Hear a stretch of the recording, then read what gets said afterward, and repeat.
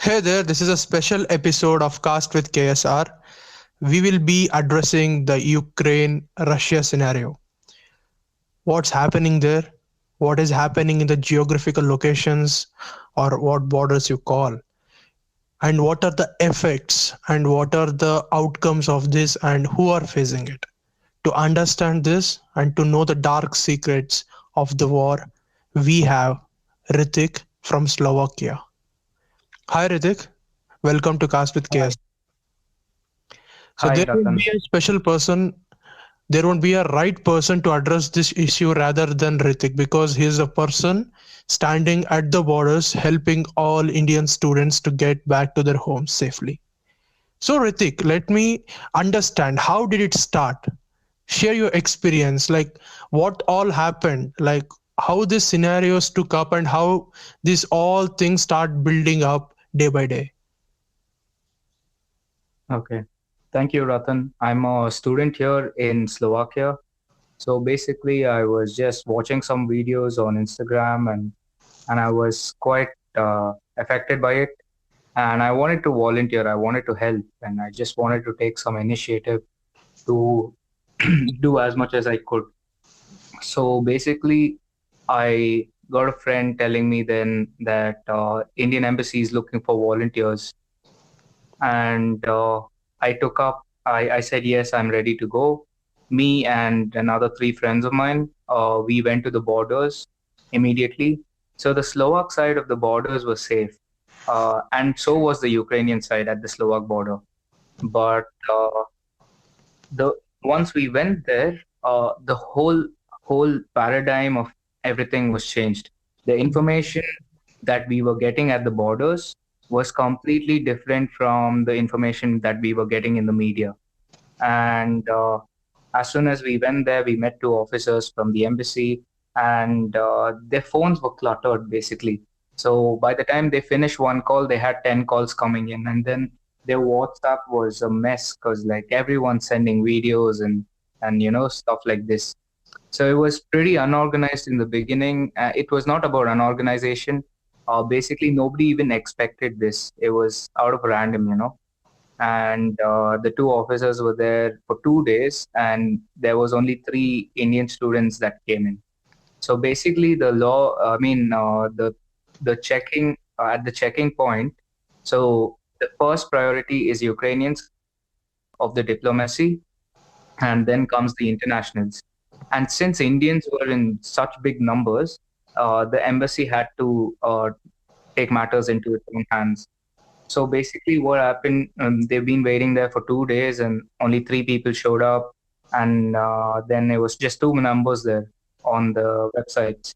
So everyone, thousands of people are just calling two people, you know. So it was all cluttered. Then we put up our four numbers as well, and we circulated it through social media. So it was six numbers now. And slowly that same night when I went there, we had like 100 people, 150 people, 200 people coming in that night. And it was all of a sudden. And Slovakia is a very low populated country. Mhm. So it's quite hard to like accommodate so many people at once, you know, Mhm. compared to Romania or Poland or Hungary. So Okay. we were just analyzing and like we were trying to get it organized as much as possible. So we worked our way to like make sure there was a startup that gave us space for like Indian evacuees. Uh, Mhm. there was there was a stadium, then there was a five-star hotel, and it was not about a matter of inequality, but this is what we could do, you know. Okay. So, you said that embassy was struggling really hard to get the people out from the locations, right? So, Yeah. there should be a lot of information, flying all over the places from people to people. It's not only about Indians. You can't identify Indians. You can't identify Pakistanis. Like they're all in the mixed group, right? There may be some kind of misinformation or what we call as miscommunications among the people. So this kind of miscommunication or misinformation did create a disturbance. Yes, definitely. Because it was not just misinformation. There was also a lot of clutter. What I mean by clutter is like, let's say 300 people are at the other side of the border. So we don't have the authority to cross the Slovak borders. We have the authority to stay inside. So once they're here, they're safe. So if there's 300 people on the other side, all the Okay. 300 people have been calling the six numbers. Mhm. So the next time someone was evacuated from the bunkers, we said that at least 50 to 100 people should have one voice. So Okay. it's much more organized. Instead of handling 300 calls at once, we Mhm. could handle one call for 300 or 200 or 100 people. So it was much better and much more organized that way. And misinformation, it got really crazy because the goal is to go home. The goal is to go home from where you are.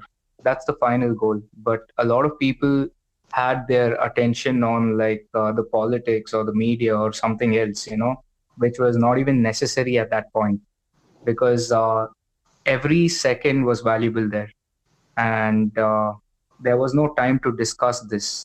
The first thing you have to do is get out of there. And I personally met one person who was stranded in Ukraine, and like he wanted to take a cab, but he had to leave his apartment behind, run away from the place, and he didn't have any cash. So one media journalist approached him, and she said that I'm going to pay your taxi, but you're going to say exactly what I asked you to say. You understand what I'm saying? Like Mhm. it Mhm. Yeah, was I that understand. much because the more controversy is created on news, It was like the more a views there TRP are. hit. Yeah. So this was actually causing a lot of clutter because we are trying to gather information so that we find a safe passage for Indians to evacuate as soon as possible. But Okay. this misinformation has been clashing with us. So, like, let's Mhm. say, Ratan, you're talking to another person, but in Okay. between there are 10 people shouting. You can't hear each other. You know Exactly. what I mean? Exactly. We pretend to be like it is something that we understand, but in reality we don't know what that person is able to convey or want to convey to us, right? Yeah, yeah, and apparently all over the media, this kind of misinformation has been spread. And what information I had at the borders was completely different, like 80%, 70% different from what it was portrayed in the news.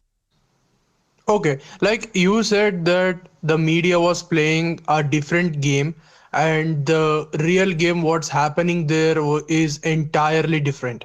And by this, Yeah, I'm getting one more question for you. Like yeah, many Indian embassies or political agendas or parties, whatever may be their agenda, but many of the governments are claiming that they are working closely with the governments over there to get the people evacuated, and even they introduced Mission Ganga, right, from India. yeah, Did yeah. these strategies really work out for the government to take, or were these efforts of left of no use? Like, did they make any kind of impact for the people, maybe for Indians or whoever stuck over the location? Yes, yes. Obviously, a lot of measures were taken.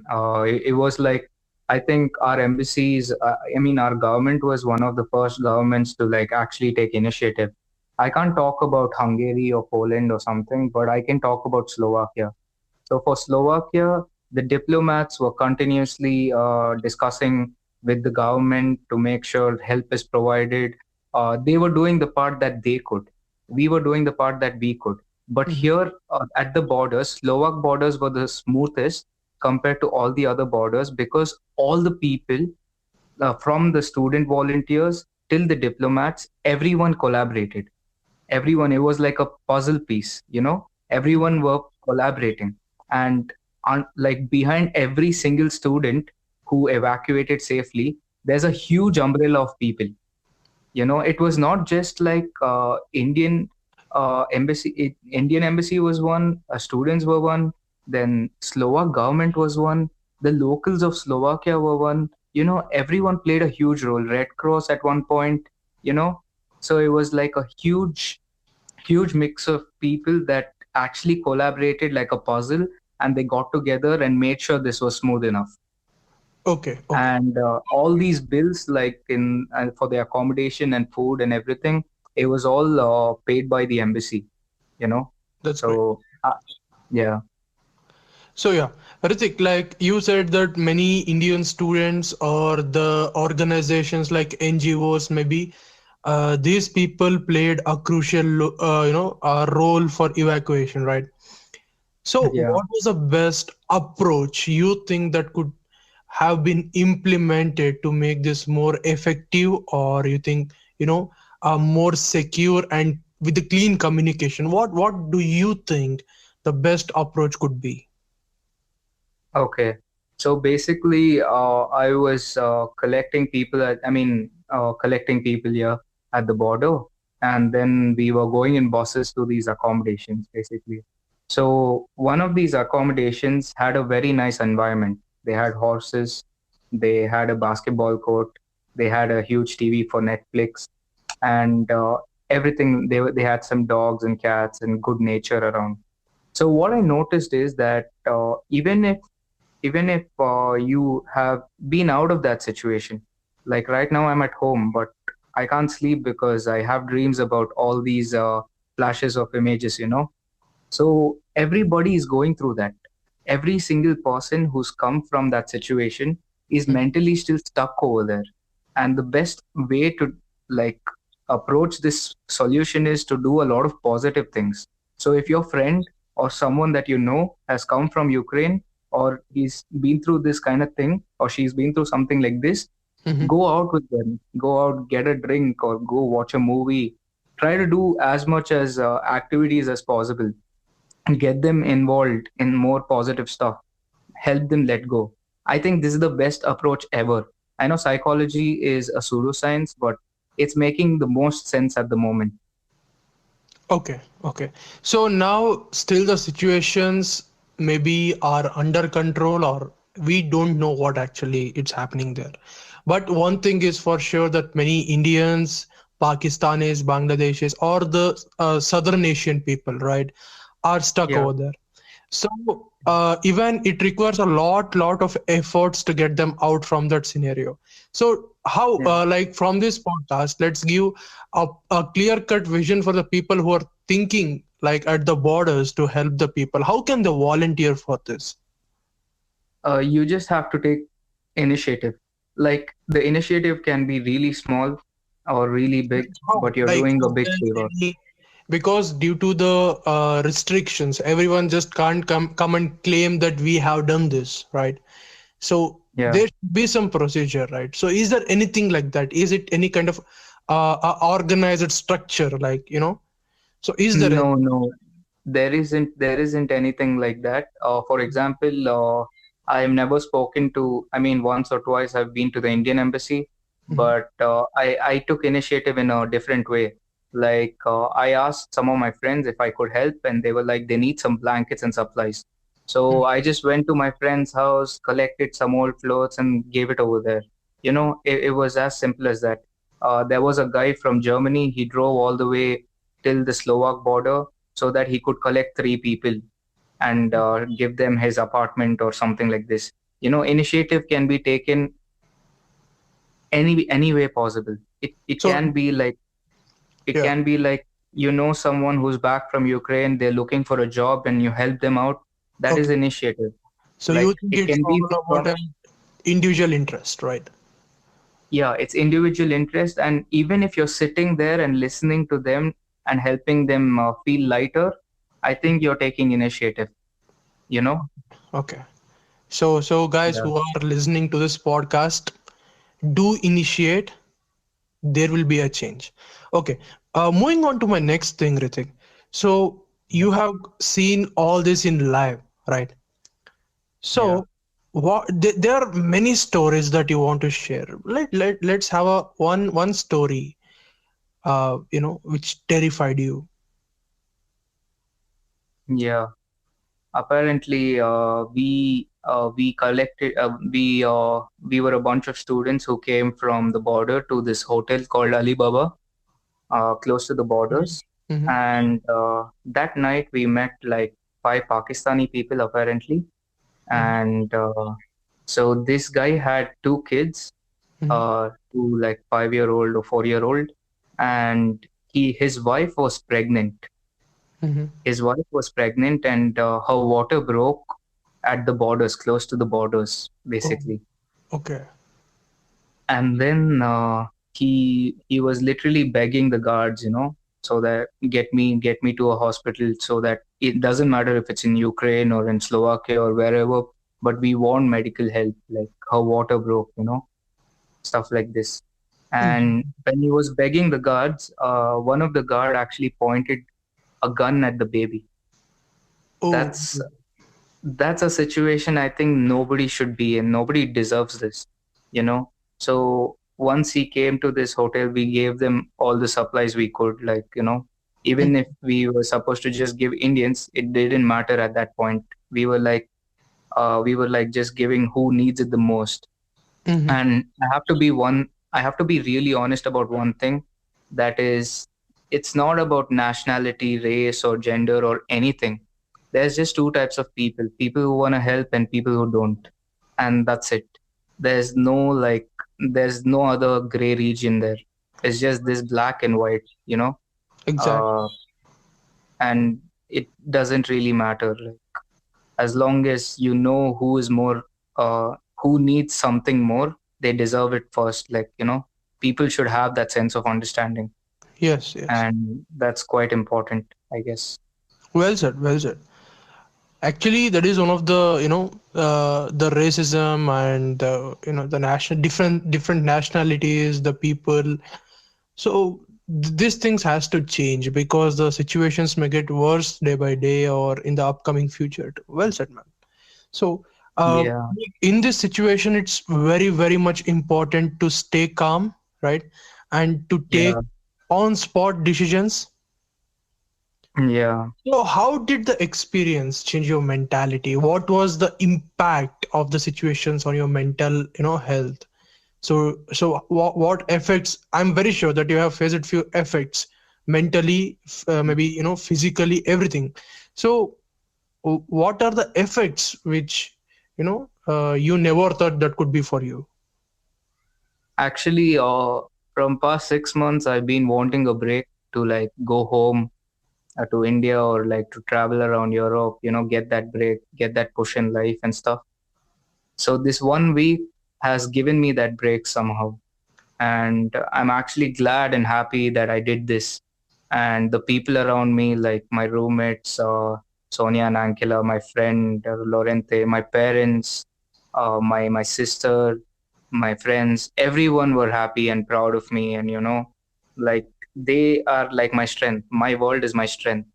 And when they've been so proud of me and everything, I've actually come out of that zone where I was kind of feeling low for the past 6 months, and now I just feel good again. The fire is back. And I've always wanted to start my own business and my own company. Now, after this experience, I'm like, I can do anything I want in this world. I can like literally start a company and be successful. I can do a job or anything. I know I'm just going to do good by my people. That's the confidence I've got, and I think that's really good. There's one last side effect, that is, you know Mhm. you the first day I was really emotional, but then when you're emotional, you can't make decisions with clarity. Mhm. So I had to like literally make myself hard hearted, cold Mhm. hearted or something like this, so that I don't get emotional and I think clearly.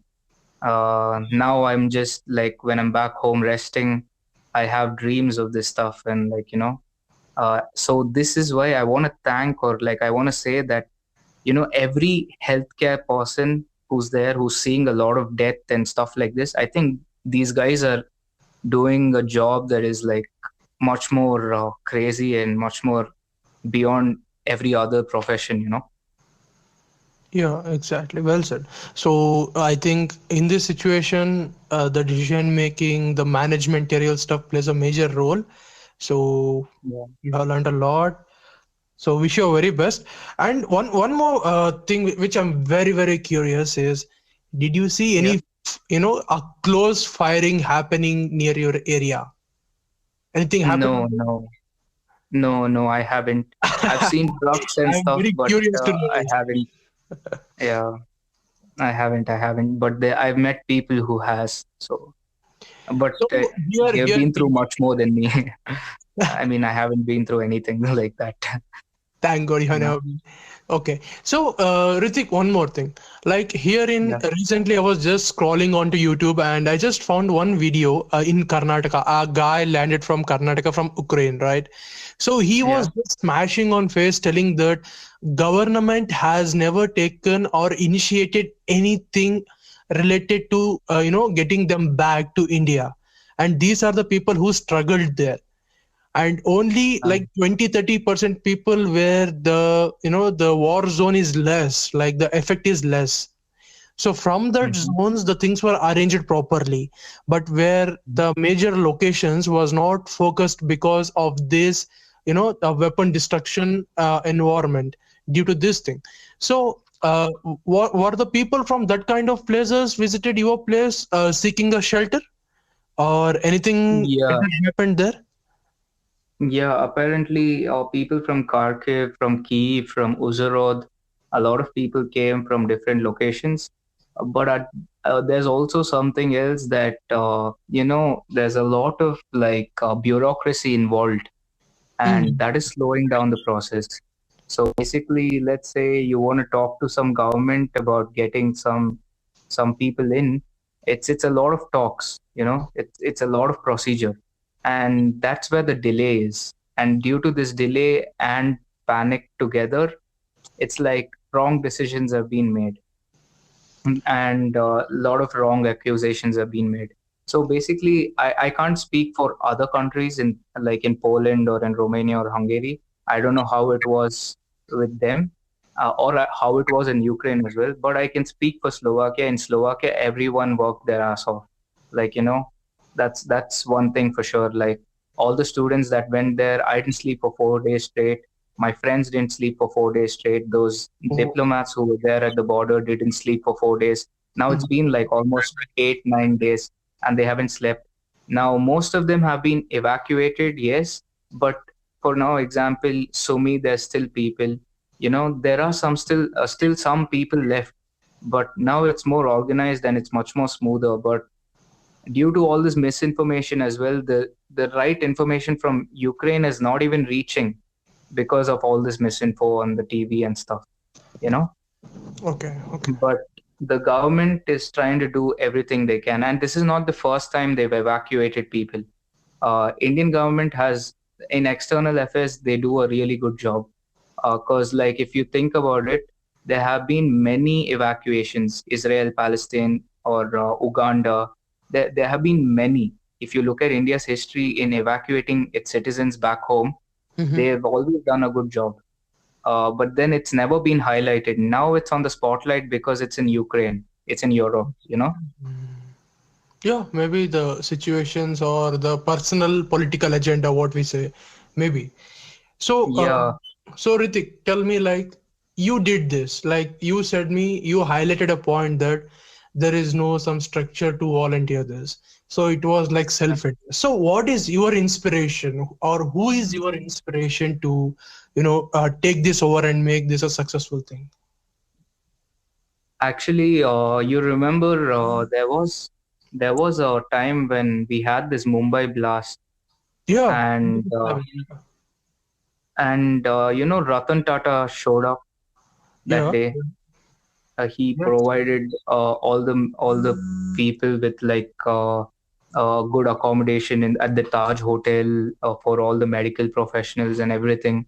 You Yeah. know, Yeah. he literally took everyone under his wing.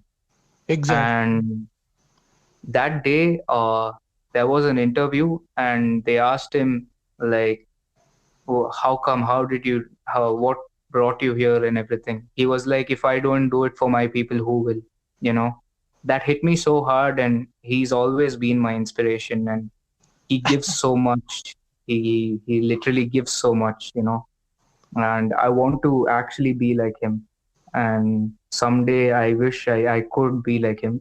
So when I saw that I wanted to help, and like I just randomly took initiative. I didn't care what was the procedure, what do I do, and everything. I was like, this is the problem, this is the solution. We are gonna start fixing it. There's 1,000 problems. We go from 999, 998, one by one. I don't care how many we can do, but we are gonna do as much as we could. You know? Mhm. Okay. So, Ritik, like we have discussed from how it started, and now Yeah. you people are like little bit relaxed, right? Because Yeah. almost the Indians are back home safe, and Yeah. all we are proud of you guys working out there for our country and for our people, and we are very super proud of that. And at this, we are at the end of this episode. So, if you have anything to share, you can. Nothing else. Like, guys, if you know some friends who are there, please be there for them, help them let go. And one more thing is like, uh, if you try, if unless and until your friends are personally telling you, if they're somewhere in Ukraine or something, and they're your personal friends telling you information, don't believe it, because like, guys, misinformation is everywhere. And if you can just stick to the right sources, that'll be of like huge help, because this is causing so much clutter and so much gap between so many people. It's causing fights, literally fights, and we don't want that. In this point of at this point of time, I think people need to be more like understanding of each other. If there's a reason that two people are fighting or three people are fighting, it's because of misunderstanding, nothing else. People fight because they don't understand each other. So that's it. Try understanding each other, you know. Yes, yes, well said, Ritik. For this addition, when I was, reading this news every day, I just came across some a super line. What I can tell, it was a very different hit for me. It was like, Mm. if war is the answer, then we are asking a wrong question, right? It is very That's deep. very, It is very deep, right? yeah, Okay. it is true. And war is about two people, basically, two enemies, and everybody else gets involved in it. I think those two people should take it on one or something like this. It should be done. So hopefully they learn this and they implement this. Okay, great, Ritik. Great speaking to you. But at the end of this Thank episode, you. I would just love to share this few lines.